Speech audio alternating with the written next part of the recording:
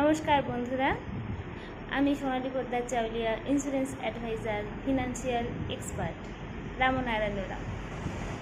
আচ্ছা, কখনো কোর্ট দেখেছেন? অবশ্যই দেখেছেন, টিভিতে না হলে কখনো লাইভ। সেখানে কি হয়? দুজন অ্যাডভোকেট থাকেন আর একজন বিচারপতি থাকেন।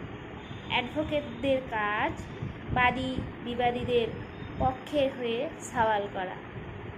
বিচারপতির কাজ তিনি কার কথা সঠিক কার কথা ব্যাঠিক সেটা বিচার করা।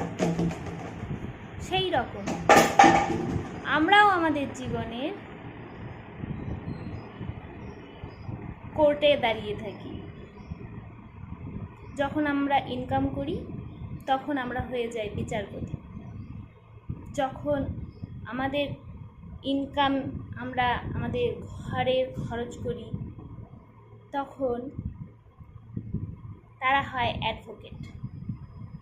আমরা বিচার করি কোনটা দরকার কোনটা দরকার নয়, কোনটা করা দরকার কোনটা করা দরকার নয়, কিসে খরচ করা দরকার কিসে খরচ করার প্রয়োজন এখন নেই। কিন্তু যখন আমরাই 60 বছরের পরে হয়ে যাব বৃদ্ধ বয়স, সেই সময় আমরাও হব অ্যাডভোকেট আর আমাদের সন্তানরাই হবে বিচারপতি। আজ ওরা অ্যাডভোকেট, তারাই পরবর্তীকালে বিচারপতির দায়িত্ব পালন করবে। কিন্তু আপনিও আপনার জীবনে আপনার পরিবারের বিচারপতি সারা জীবন থাকতে পারেন যদি আপনার ইনকাম একই রকম থাকে।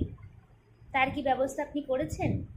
আপনার ইনকাম যাতে আপনি ইনকাম না করতে গিয়েও আপনি অ্যাক্টিভ না থেকেও আপনার ইনকাম আসতেই থাকে, আপনার পেনশন আসতেই থাকে, সেই সিস্টেমের ব্যবস্থা করেছেন? যদি করে থাকেন খুব ভালো, আর যদি না করে থাকেন তবে আপনি তার ব্যবস্থা করুন। একটু ভাবুন। ধন্যবাদ।